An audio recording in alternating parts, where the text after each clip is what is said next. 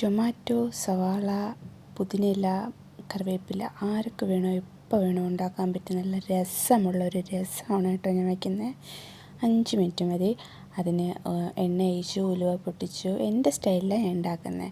നമ്മളെടുത്ത് വെച്ച പുതിനയില, കറിവേപ്പില എല്ലാം ഇട്ട് കൊടുത്തു. കുറച്ച് ജിഞ്ചറും ഗാർലിക്കും പേസ്റ്റ് ഇട്ട് കൊടുത്തു. ആവശ്യത്തിന് പുളിവെള്ളം വീത്തി കൊടുത്തു. അതൊന്ന് തിളച്ച് വരുമ്പോൾ നമുക്ക് ഉപ്പിട്ട് കൊടുക്കാം കേട്ടോ. ഉപ്പെല്ലാം ഇട്ട് നല്ല വൃത്തി തിളപ്പിക്കണം. തിളച്ച് വരുമ്പോൾ ഈ രസത്തിൻ്റെ മെയിൻ ആളായ ഏതെങ്കിലും ബ്രാൻഡിൻ്റെ രസപ്പൊടി ഇട്ട് കൊടുക്കണം. രസപ്പൊടി ഇട്ട് കൊടുത്തു. അതിന് ശേഷം ഒന്നും കൂടെ നല്ല വൃത്തി തിളപ്പിച്ചതിന് ശേഷം നമുക്കിതിൻ്റെ മെയിൻ ഇൻഗ്രീഡിയൻ്റായ കായപ്പൊടി ഇട്ട് കൊടുക്കാം. കായപ്പൊടി ഇട്ട് തിളപ്പിച്ചെടുത്ത് രസമായി.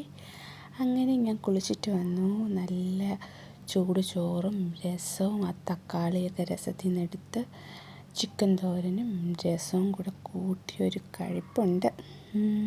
എൻ്റെ ബെസ്റ്റ് കോമ്പിനേഷൻ ഫ്രൈ ചെയ്ത ഫിഷും രസവും സൂപ്പറാണ്.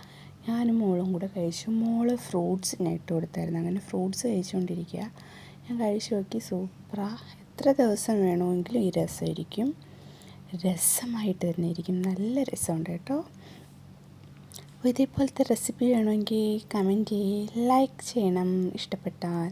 പിന്നെ ഞാനും മോളും കൂടെ ഫുഡൊക്കെ എൻജോയ് ചെയ്ത് കഴിച്ചു. മോൾ അവിടെ ഇരുന്ന് കലുവിലാന്നാക്കുന്നുണ്ട്. അപ്പോൾ ഓക്കേ.